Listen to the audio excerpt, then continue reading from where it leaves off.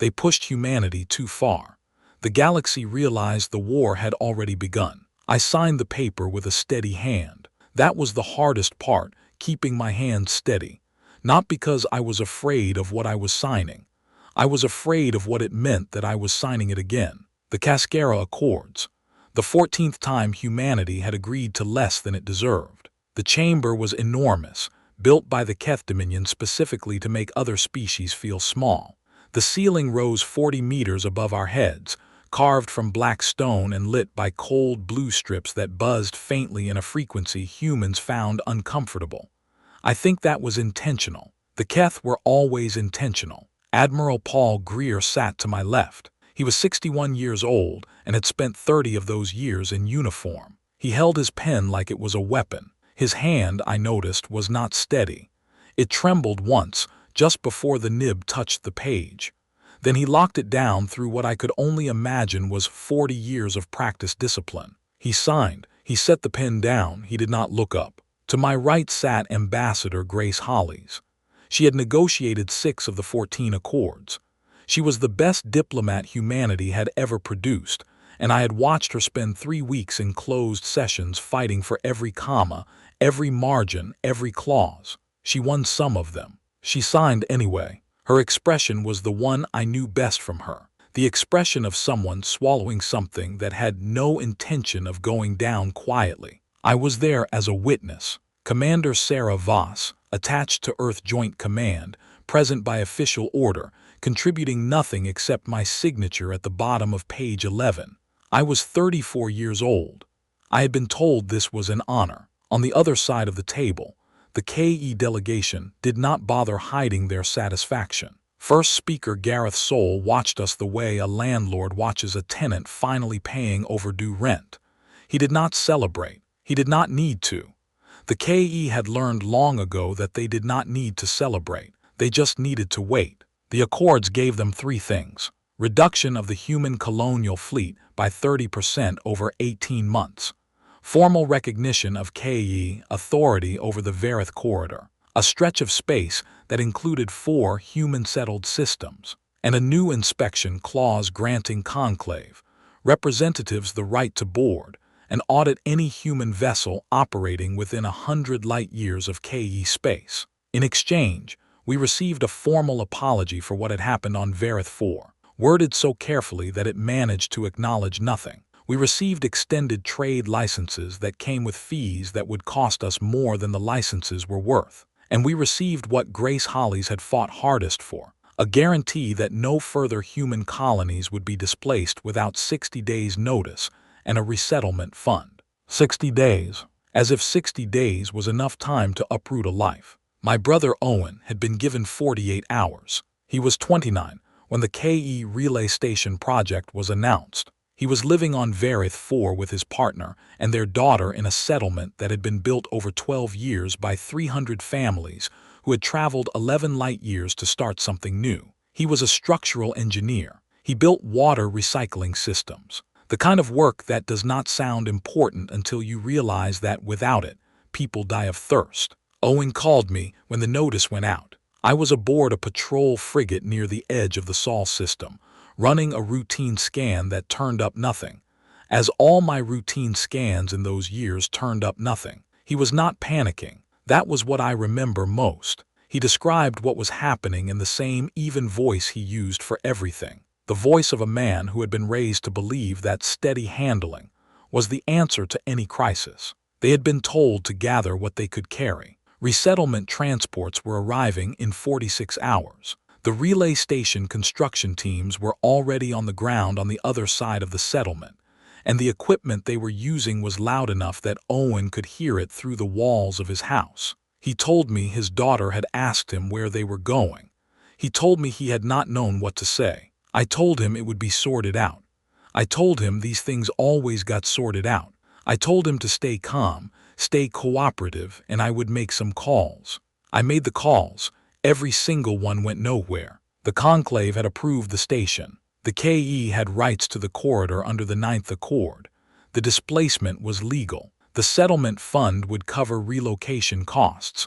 Was there anything else I could help with? 3 weeks later, Owen was dead. Not from anything dramatic.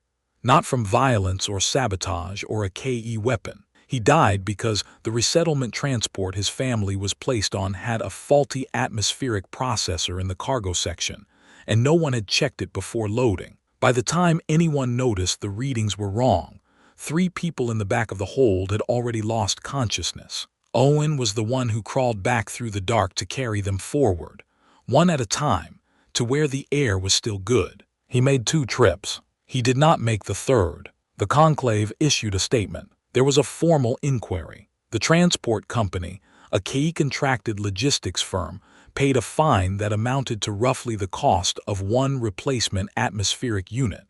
The settlement fund sent my family a compensation credit. I accepted it.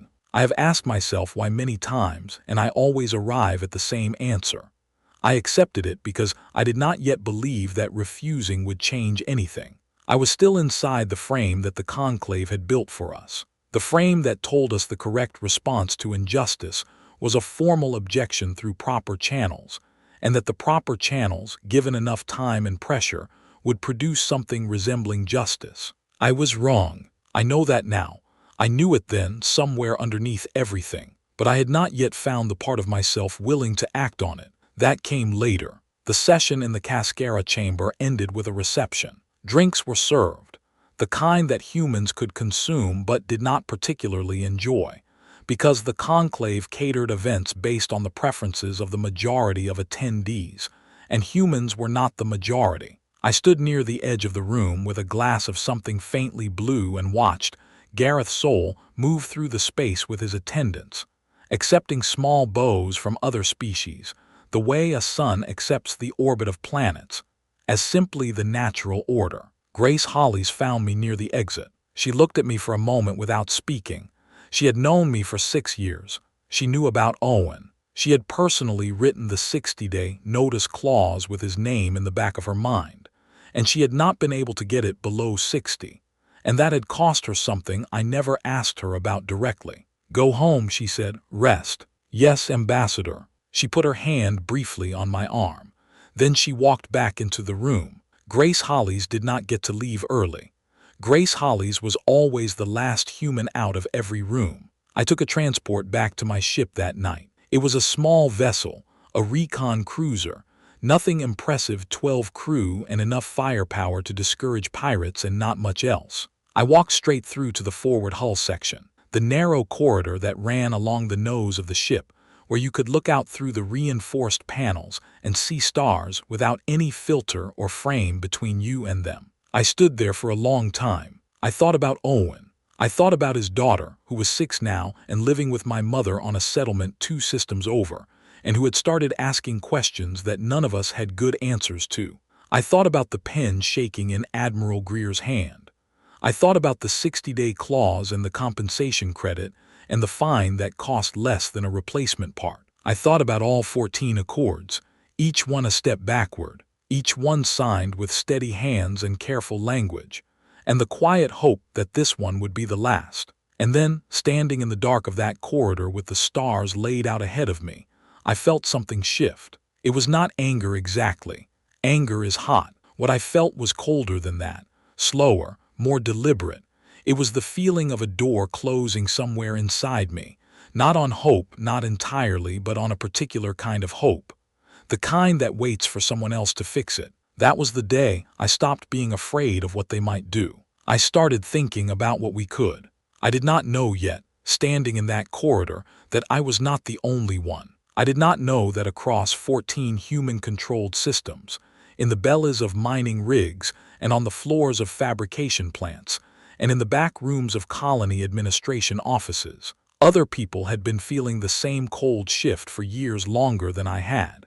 I did not know that someone had already given that feeling a name, a structure, and a plan. I did not know about Protocol Ember. Not yet, but I was about to find out. When I think back to the moment I first heard the name, I remember the lighting more than anything else. It was a maintenance bay on Elian Station, one of those spaces that stations accumulate the way old houses accumulate rooms nobody uses anymore. A former equipment storage area that had been reclassified twice and now existed in a sort of administrative limbo, unlisted in the station directory, powered by a secondary grid that the automated systems rarely flagged. I was there because Chief Engineer Ned Calloway had asked me to come. Ned was the kind of person who existed at the edge of every official record. He had been with Earth Joint Command for 22 years and had a service file that was thoroughly unimpressive. A string of postings to secondary installations, a handful of commendations buried under a larger handful of formal notations for independent decision-making and procedural deviation. His superiors had considered him a capable but difficult engineer who was never quite where the regulations expected him to be. His actual superiors, the ones whose names did not appear on any organizational chart, considered him indispensable. He was waiting for me in the maintenance bay with two other people I had never met. The first was a woman named Carol Finch. She was a logistics coordinator attached to the Verith Corridor Resettlement Program, which meant she had spent the last 4 years moving human families out of their homes and into temporary housing, cataloging every displaced person, every lost belonging, every community dissolved by a KE land order. She had the look of someone who had been doing difficult work in silence for a very long time. Her handshake was brief and firm, and she looked at me the way people look at someone they have already decided to trust before meeting them. The second was a man named Roy Hatch. He was harder to place. Mid-40s, civilian clothes, the kind of face that did not announce anything about itself. He had no obvious connection to the military or the colonial administration. He turned out to be a communications engineer who had spent 15 years working with Fold Space Relay Networks, the systems the Conclave used to transmit signals across star systems. And he knew those systems the way Ned knew engines. From the inside, from the parts nobody else thought about. Ned poured 4 cups of coffee from a thermos he had brought himself. He did not ask how I took it. He handed me a cup and said, "You signed the Cascara Accords 3 days ago." "I witnessed them," I said. "Right," he said. "And before that, you spent 6 years following orders that led to 14 of those things." I looked at him. "I'm not saying that to make you feel bad," he said. "I'm saying it because I need to know where your head is now, not 3 years ago, now." "My head," I said, "is in the same place as my hand 3 days ago. Neither of them has anywhere left to go." Ned nodded. He sat down on a cable spool and looked at me for a moment. Then he said, "Have you ever heard of Protocol Ember?" I had not. What he told me over the next 2 hours rearranged everything. I thought I knew about the last 4 decades of human history. Protocol Ember had been conceived 41 years earlier, in the immediate aftermath of the Heron incident, the first major humiliation, the one that the history files described as a diplomatic misunderstanding, and that anyone who had actually been there described as something else entirely. A human survey vessel had entered a region of space that the Conclave had not yet formally claimed, and that no published boundary placed off limits. It had been intercepted by a KE patrol fleet, stripped of its navigation systems, and returned to human space with a formal Conclave notice. The region was now under KE jurisdiction retroactively, effective from the date of the incident. The human vessel had therefore been in violation of KE territorial law. The Conclave upheld it. Earth filed a protest. The protest was acknowledged and set aside. In the weeks that followed, a group of 12 people inside Earth Joint Command had a series of conversations that never entered any official record. They were senior officers mostly, but also 2 engineers, a logistics specialist, and a civilian economist named Arthur Slade, who had spent years studying conclave trade structures and had come to conclusions that made everyone around him deeply uncomfortable. Their central question was simple. If the diplomatic path had a ceiling, what was the alternative? Their central answer, arrived at after a great deal of argument, was also simple: preparation. Not aggression, not provocation, not anything that would give the Conclave legal justification to move against humanity, just preparation. Quiet, patient, distributed, deniable. Preparation for the day the ceiling became a floor. They called it ember, the idea being that an ember does not look dangerous. It is dim, nearly invisible, easily overlooked, but it holds heat, and given the right conditions, it does not stay an ember. The structure they built was the thing that stunned me most when Ned explained it. There was no central command, no dedicated facility, no uniform branch, no budget line that anyone could find and trace back to a single source. Protocol Ember was embedded inside everything. Mining operations throughout human-controlled space were equipped with modular hardpoints, standard structural brackets by their official specification, that could be fitted with rail acceleration systems in under 6 hours by a crew that knew what they were doing. The ships were already pre-stressed to handle the recoil. The crew manuals contained what looked like standard maintenance procedures that were, to the trained eye, assembly instructions. Cargo freighters had fold-capable hulls, not fold drives. Those were the one piece of Conclave technology that humanity had never been permitted to independently develop. But the hulls were built to handle the stress of fold transit without the structural failures that would otherwise make retrofitting a drive impossible. When the drives became available, the hulls would be ready. Colony administration offices maintained sealed equipment, caches registered as emergency disaster response stores. Terraforming drone fleets operated on software that included locked secondary instruction sets, accessible only by a specific coded input sequence.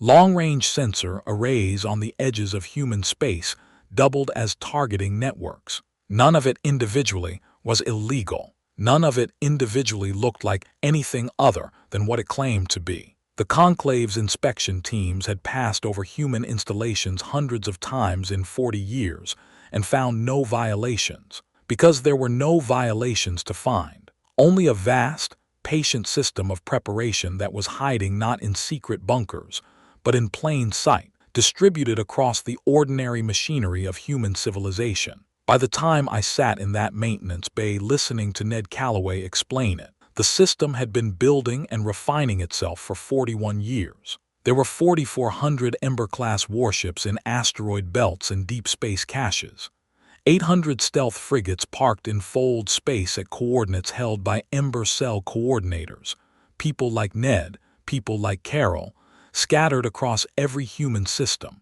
There were 22 mining arrays that were not mining arrays. I sat very still for a long time after he finished. "Who knows about this?" I asked. "Officially nobody," Ned said. "Practically," he paused.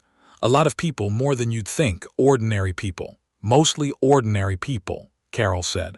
It was the first thing she had said in 20 minutes. "Officers helped design it, but it's the engineers, the miners, the cargo pilots, the colony administrators who built it and maintained it and kept their mouths shut about it for 4 decades. Nobody asked most of them to do it. They understood what was at stake. They did it anyway. That stopped me, not because it was surprising exactly, but because it confirmed something I had been slowly arriving at without being able to name it. Humanity had not needed to be organized into resistance. It had organized itself. The instinct for it had simply been there, dormant in ordinary people going about ordinary work. And someone 40 years ago had been smart enough to build a structure around that instinct instead of trying to manufacture it from above. Roy Hatch spoke for the first time in a while. The KE announced this morning that they're sending an inspection fleet to Vareth. Compliance check on the Cascara disarmament clause. They want to begin confirming fleet reductions within 60 days. 60 days, there was that number again. And when they get here, I said, they'll find 12 outdated destroyers and a lot of civilian traffic. That's right, Ned said. And they'll file a glowing compliance report. That's right. I thought about it. And then they'll feel safe enough to move to the next step. Ned looked at me steadily. The Conclave announced this morning, 3 hours after the inspection fleet news, that Phase 2 of the Cascara implementation will involve permanent observers on every human world, not rotating, permanent, with authority to flag any military or dual-use development for Conclave review. The room was quiet. "Observers," Carol said in the tone you would use if someone had replaced a familiar word with something worse. "That's what they're calling them," Roy said. I looked at my coffee. It had gone cold. I drank it anyway. I thought about what Ned had said.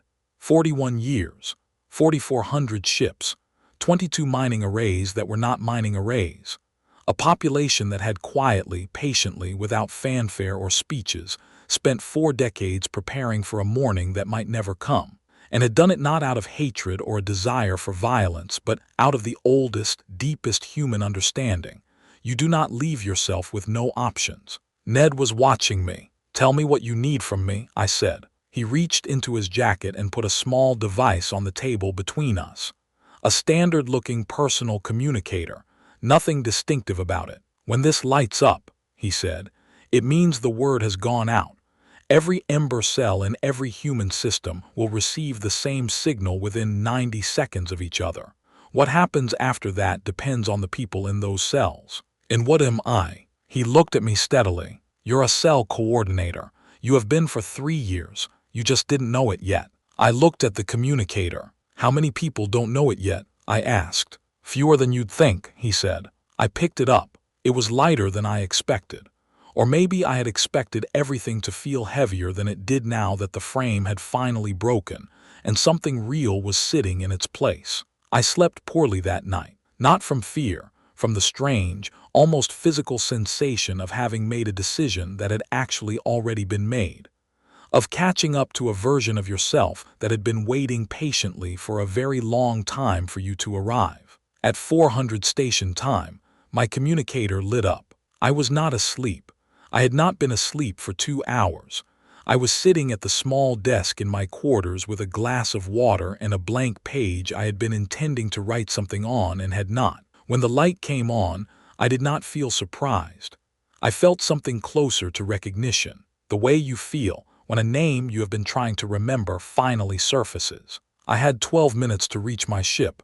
I made it in 8. The bridge of a recon cruiser is not a dramatic space. It is small, efficient, built for function rather than appearance, with 6 stations arranged in a shallow arc and a forward view that is more useful than beautiful. My crew was already at their posts. They had received the same signal I had, through channels I had established quietly over the previous 3 years during cargo runs and patrol rotations that had always looked like exactly what they were labeled. Routine operations, nothing worth noting. They looked at me when I came in, not for orders. They already knew what was happening. They looked at me the way people look at someone they have been waiting to stand next to for a long time. Pilot Elia's heart. I had specifically requested him for my crew 2 years earlier for reasons that had nothing to do with his last name and everything to do with his extraordinary spatial awareness and his absolute calm under pressure. He brought the ship to full readiness without being asked. Engineer Dana Wells was already running diagnostic checks on systems that had been carrying hidden capabilities for 4 years and had never once been used. Communications officer Pete Larkin was watching the feed from Saul with an expression of focused quiet. We were one ship, but we were not alone. At 4:12, I brought up the tactical display and watched it populate. In the asteroid belt beyond Mars, things were moving, not dramatically. No explosions, no sudden appearances, just a slow, deliberate emergence, the way shapes appear in fog when you finally look directly at them. Ships that had been registered as mining platforms were retracting their drilling equipment and extending something else. Long-range sensor contacts that had been cataloged as debris fields were resolving into vessels. From the outer edge of the system, where the light was thin and the traffic monitoring systems had the worst resolution, entire fleets were orienting themselves. I had known the numbers. Knowing the numbers and watching the display were different experiences. Pete Larkin looked up from his station. "KE inspection fleet is hailing us. They want to know why we're at full power." "Don't answer," I said. He nodded. "How long until they have a complete picture of what's in this system?" Dana answered from engineering. "They're scanning at current range. 40 minutes to a full sweep. But the moment we start moving, they'll have a partial picture in about 3. I looked at the display. The KE inspection fleet was composed of 9 vessels. Heavy cruisers, well-armed, configured for compliance operations rather than combat. They were sitting in a comfortable holding position about 2,000 kilometers off the port bow, which meant they were between us and nothing in particular. They had come here expecting to spend 6 weeks auditing fleet manifests and signing off on decommissioning certificates. "Pete," I said, "open a channel to the inspection fleet." He opened it.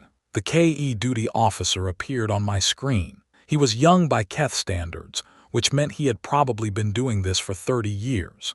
He looked mildly irritated, the way officials look when something is slightly off schedule but not yet alarming. "Commander Voss," he said, "your vessel is at combat readiness.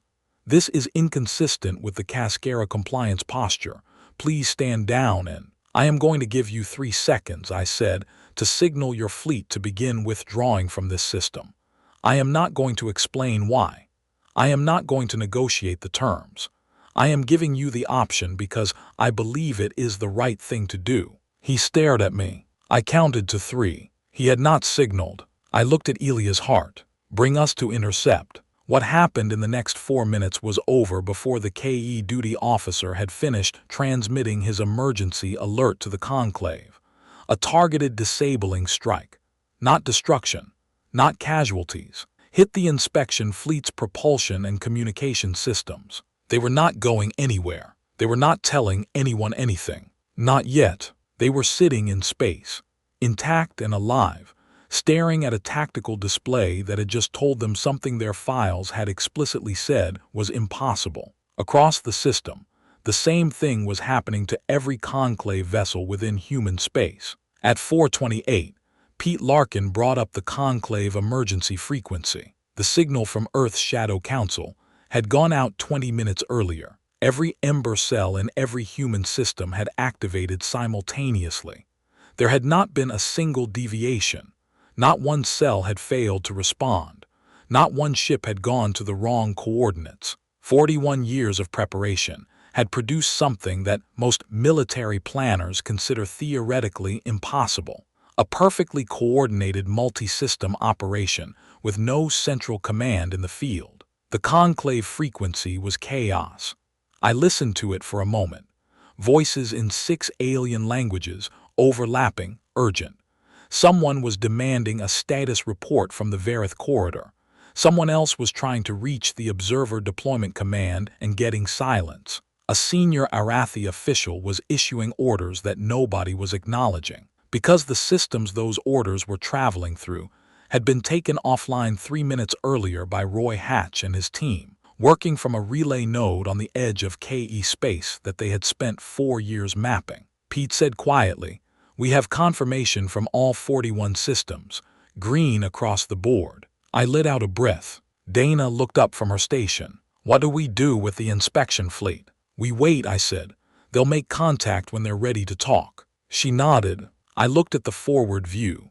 The stars were the same. They were always the same, indifferent to everything happening in the dark between them. But the space they lit felt different now.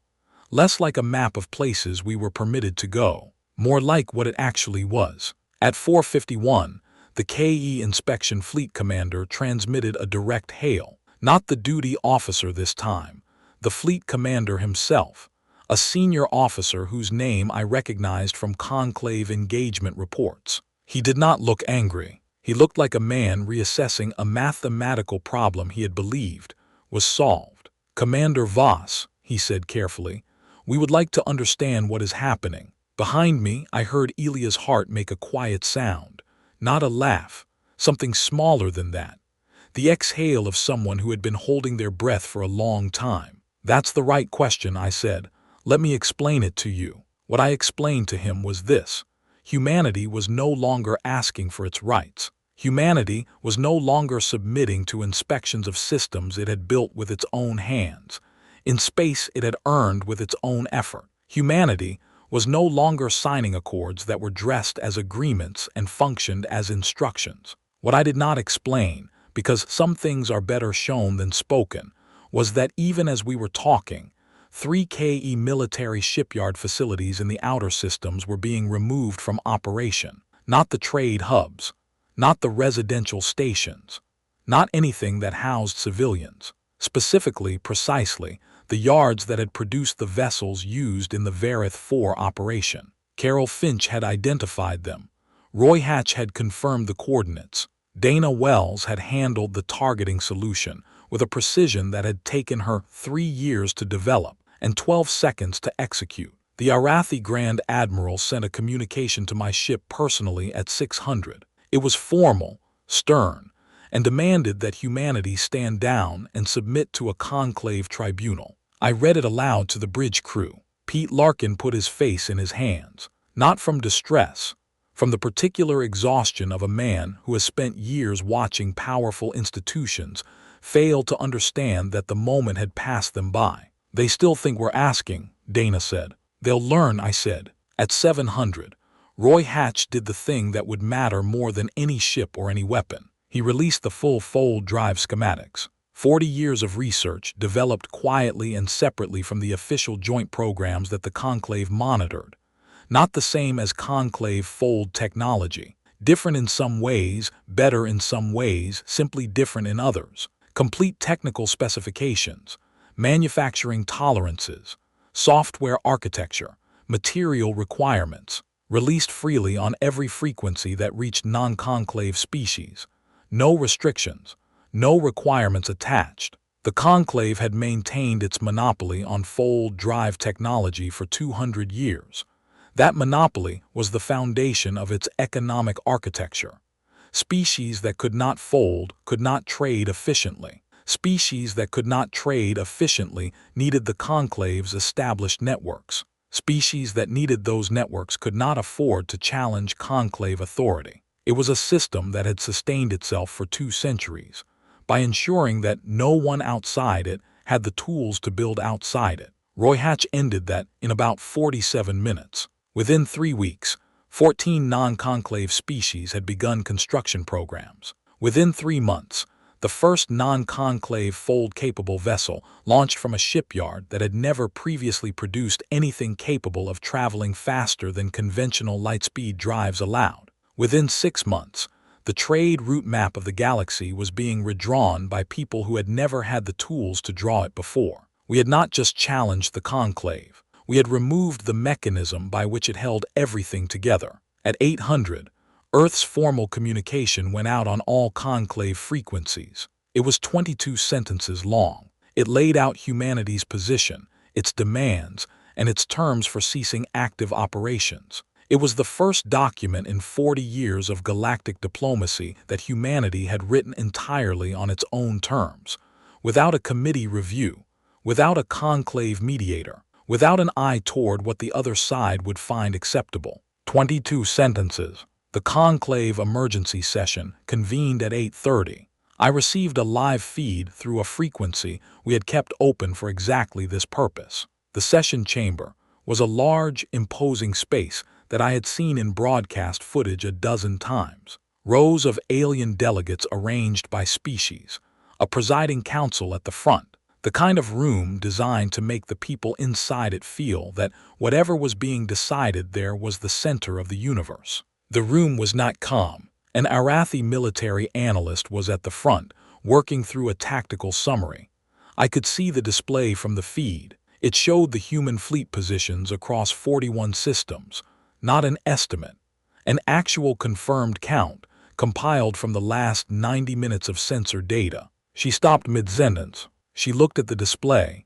She looked at the presiding council. Their fleet strength is, she said. And then she paused. It was not a short pause. It was the kind of pause that, in any language, means the speaker has encountered a number that does not fit the container they prepared for it. This cannot be correct, she said.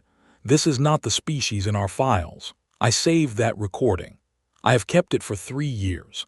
I have listened to it many times, not out of satisfaction, though I will not pretend satisfaction was entirely absent, but because that sentence contained something true and important. They had a file on us.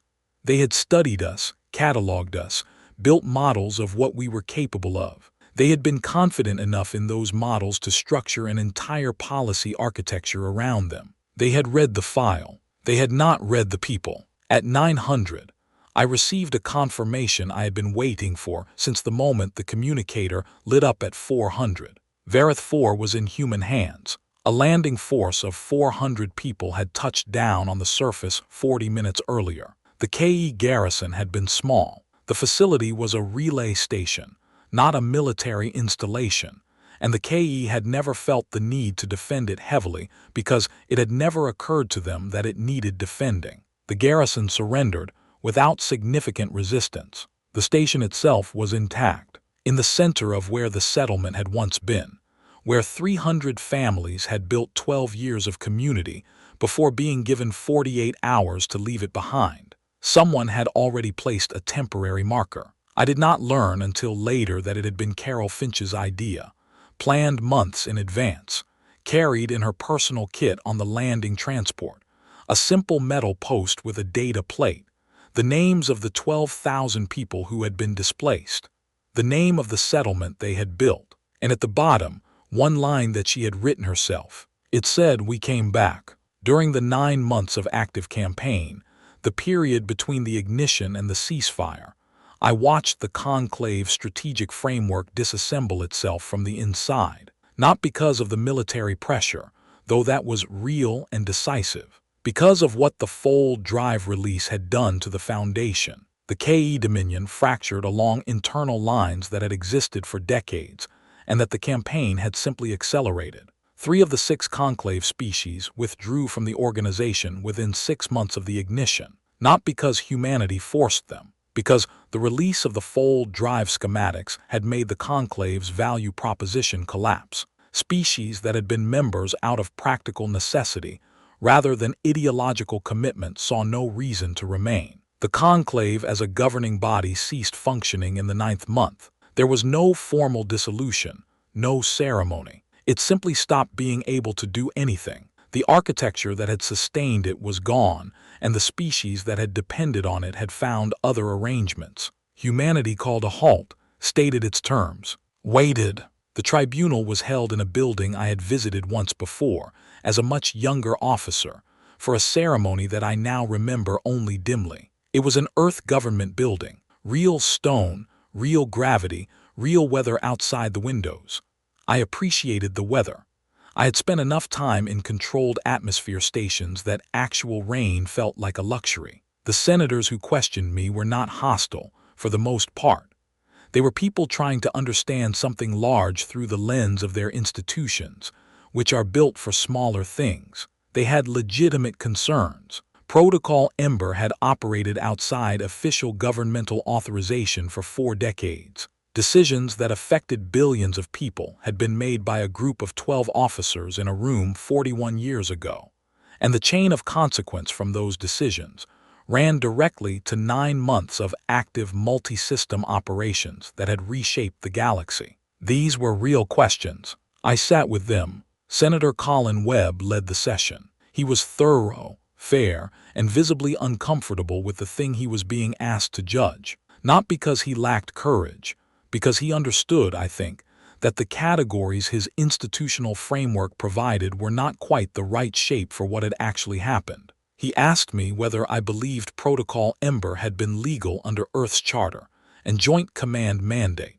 I told him honestly that it had existed in a space that the charter had not anticipated, and I did not think legal or illegal were the correct categories for a 41-year contingency built by people who could see the ceiling approaching and made a choice about what to do before they hit it. He asked whether I believed the ignition had been necessary. I looked at him for a moment. Then I asked him where the voices in this chamber had been when the 14th Accord was signed, when the 12th colony was relocated, when Varith 4 was cleared and 12,000 people were given 48 hours. When my brother died in the back of a transport because the company that killed him paid a fine worth less than the part that would have prevented it. The room was quiet. I did not say it with anger. I had moved past the kind of anger that needs volume.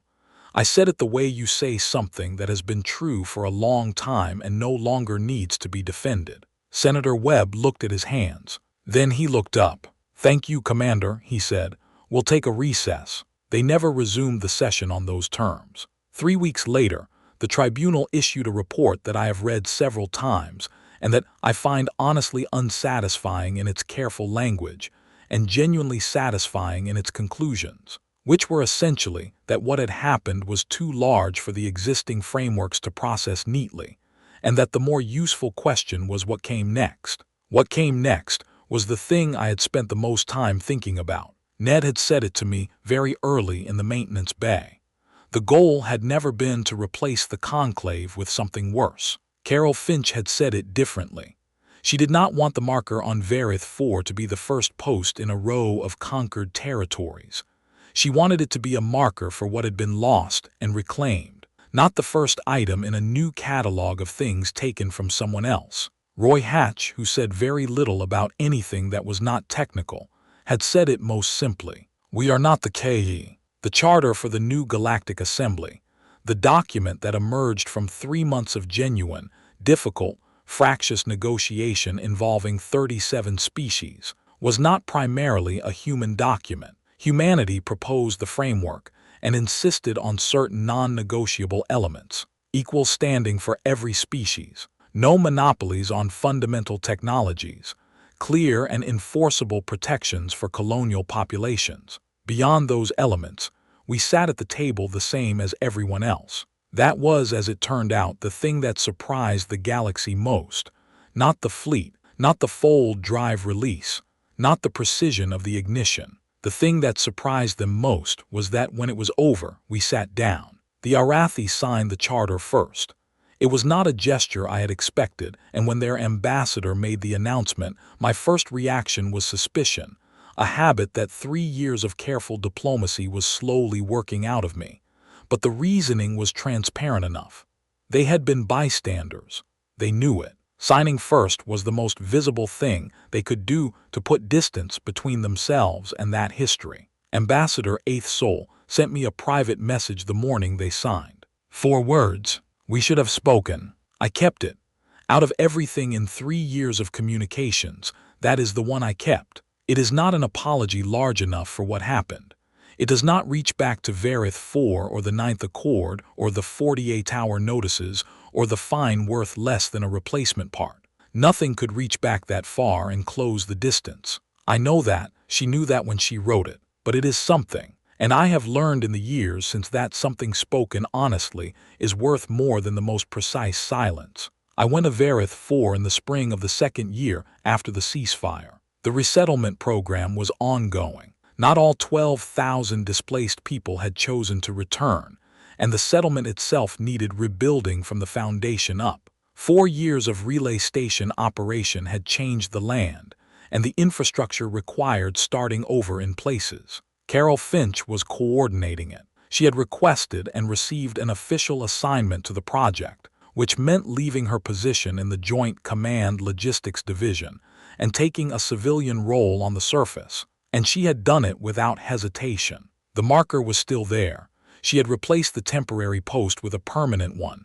Same design, same data plate, same single line at the bottom. We came back. Around it, the settlement was growing again. Slowly, imperfectly, the way things grow when they are being built by real people with real limitations, rather than by a plan that has not met the ground yet. I walked through it in the early morning, before the work crews started and before the children woke up. It was quiet the way places under construction are quiet, a held breath kind of quiet, full of potential rather than emptiness. I found Carol at the edge of the new water recycling station. She was looking at a set of plans and drinking coffee, and she did not look up when I approached because she had heard my steps and already knew who it was. The processor is going to be undersized by spring, she said. We need a 2nd unit. Write it up, I said. I'll sign it. She nodded. She kept looking at the plans. We stood there for a while without talking. Around us, the settlement was waking up slowly, lights coming on in temporary structures, the sounds of early risers starting their days. Somewhere to the east, a child's voice asking something I could not make out. Owen would have hated the processor placement, she said eventually. Wrong side of the slope for drainage. She had never met Owen. She had read about him the way she had read about all 12,000 of them, through displacement records and files. And Carol Finch had a memory for the people in her records that went well beyond what the job required. He would have fixed it, I said. We'll fix it. She said it the way you say something you intend to be true. We'll fix all of it. I believed her. In the afternoon, I sat for a while near the marker. A child came and looked at it. A girl about 7 years old with the focused curiosity of children who have not yet learned to walk past things that interest them.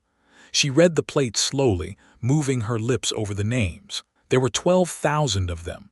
It took her a long time. When she had gone through it all, she looked up at me. "Is your name on it?" she asked. "No," I said. "My brother's is." She looked back at the plate. "Which one?" I showed her. She nodded very seriously, the way children nod when they have absorbed something they intend to think about for a long time. Then she ran off toward the sound of other children somewhere in the new streets. I sat there until the light changed. I thought about Gareth's soul in the Cascara chamber, watching a sign with the expression of a landlord collecting overdue rent. I thought about the duty officer on the KE inspection fleet saying, "Stand down," in a tone that assumed compliance the way the sun assumes orbit. I thought about the Conclave session feed and the Arathi analyst's sentence that had stopped halfway. "This is not the species in our files." I thought about Owen's hand, steady in the dark of a failing transport, carrying people he did not know toward air they could breathe.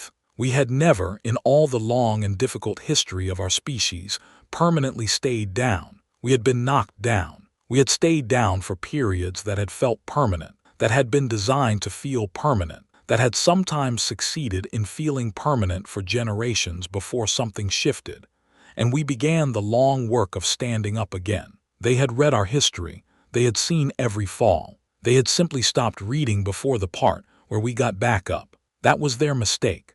Not the Varith 4 Order or the Cascara Accords or the Inspection Fleet or the Observer Plan. Those were the triggers.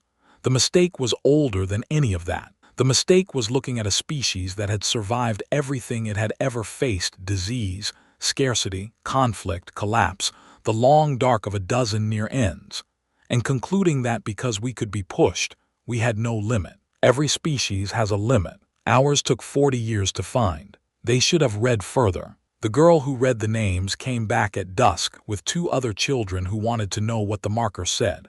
I stayed while she explained it to them, in the way of children explaining things to other children, imprecisely, earnestly, with complete confidence in the importance of what she was conveying. When they had all gone in for the evening, I stood for a moment in the cooling air and looked at the marker in the last of the light. We came back. Yes, we did. And we were not going anywhere again.